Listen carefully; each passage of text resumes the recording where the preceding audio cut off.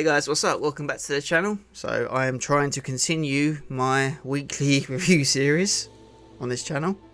It's probably going to be a bit late because I was meant to film this when the episode came on Disney Plus, and I was too shattered. And I was trying to do it like towards the end of the week. Didn't happen, but I am back with my next review for X-Men 97 episode 6, and this one's titled Lifedeath Part 2, so it's a follow up to the first part. Obviously, you guys know that, didn't need to actually explain that, what I'm on about. Obviously, this one, I had a feeling this one was going to be not a continuation from episode 5, because let's face it, episode 5 just broke the internet, it broke everyone's minds, mine included. I still haven't recovered from that, so I thought they were going to go one of two ways. They were either going to do an instant episode to show the aftermath, or option 2, they were going to do an episode that would switch to like Storm's story, which is what they did with this new episode. And I think in a way it was a smart move, because it sort of gives you a week to stew on what happens in episode 5, sort of give you a break, but then also see what else is happening in the X-Men universe. So I think it was a smart move, because then when episode 7 comes around, we're going to be fully like, what's going to happen now? So I think that was a smart move for him to do that. So yeah, as always, obviously from this point on, there's going to be spoilers. So while you see the spoiler icon pop up there, I'm going to be talking full spoilers for the episode. So that's your warning. Told you, if you watch it from this point, it's your own damn fault. Can't be more crystal than that. So yeah, right, so if you're still here, I'm talking spoilers now, giving you a warning. I can't be any more like obvious than that. So if you still watch it, you haven't seen the episode, it's on you. I can't give you more warning. So without further ado, let's jump into it. So yeah, episode 6, Lifedeath Part 2. So as we know, episode 5 pretty much broke every X-Men fans and comic book fans' mind a little bit. I don't think anyone's really recovered from it. We all want to know what's going to happen after that ridiculous attack on Geonosia. But in the meantime, episode 6 caught up with Storm and Forge, which I think when I watched episode 5, I was like, that kind of makes sense, they're going to do that. Let the audience sort of breathe and think of what happened with episode 5's ending. With Magneto and Gambit, which I'm still a bit broken over that, I'm not gonna lie. That tore me up. That just, what way to go out, eh? But yeah, so this one sort of switched the story a bit, and there was a surprise in there for me that I didn't think I was gonna see.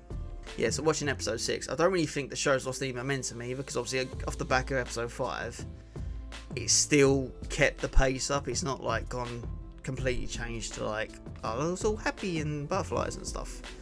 So the director for this episode was Emi Yonimura. I probably absolutely butchered that, so I apologise. And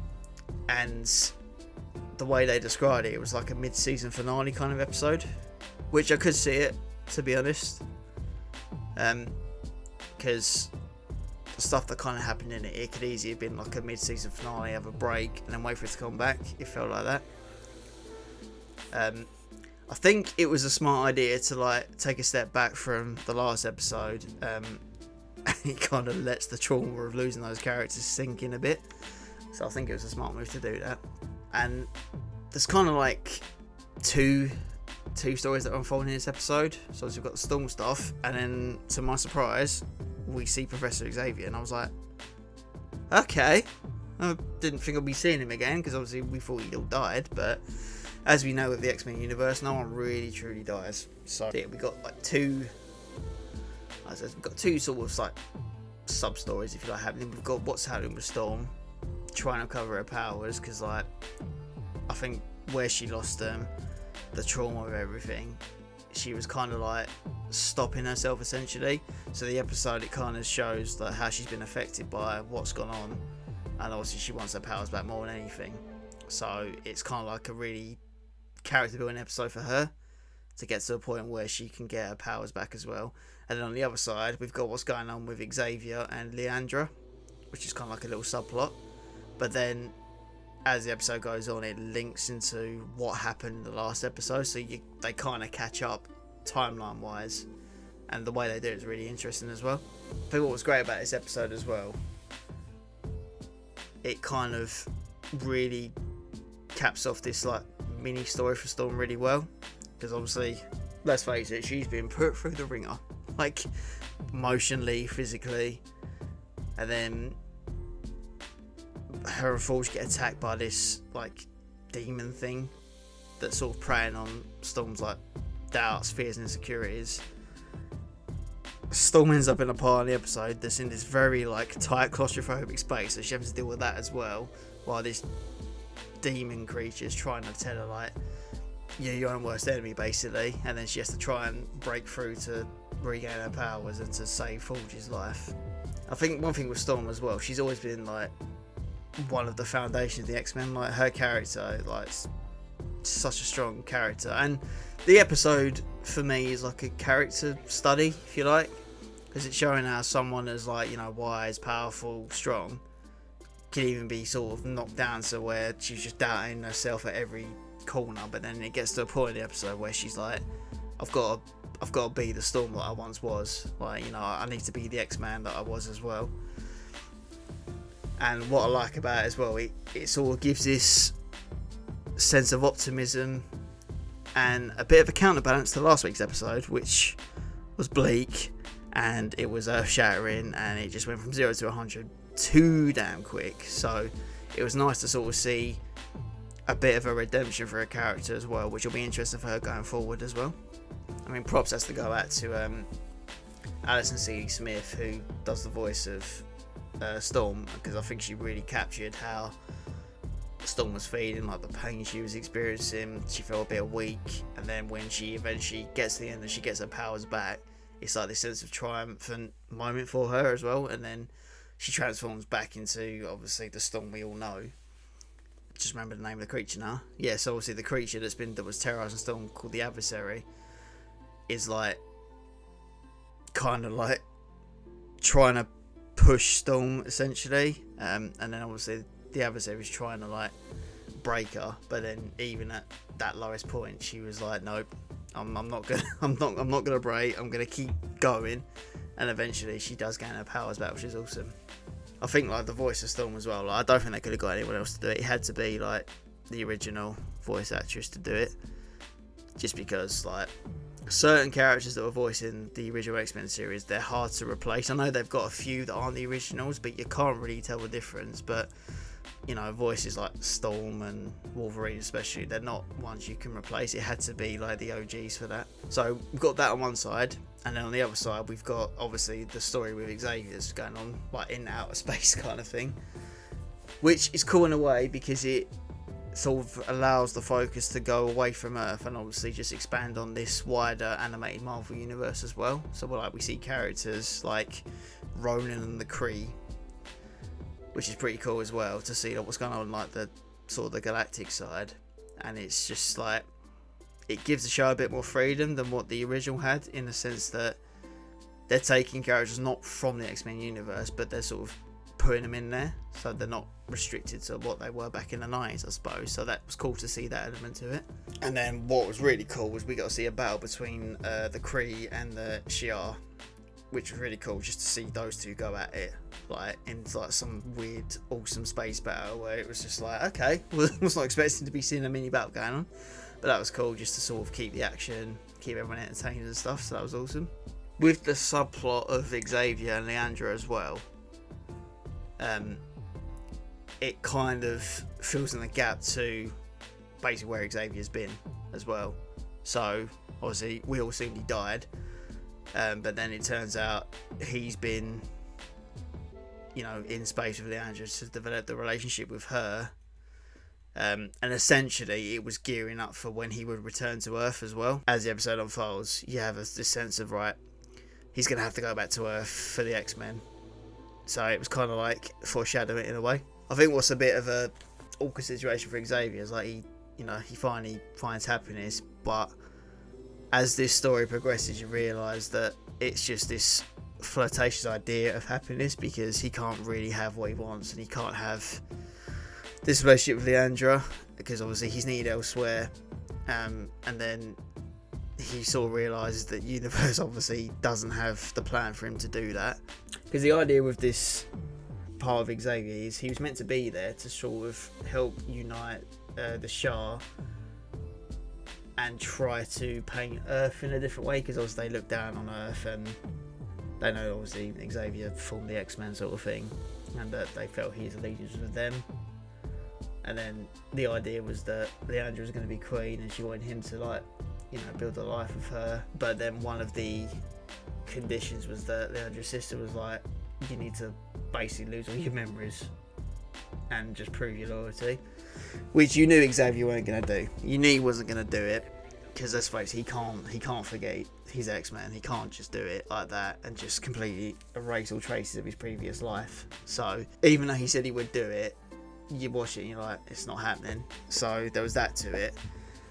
And then he uses his powers to transport some of the Shah onto, like, the astral plane, and he was essentially trying to teach him, like he would back in the school, to try and sort of explain to him that Earth isn't what they think it is, and that he's trying to sort of show that humans are different to what they've perceived, and obviously the X-Men are an example of that.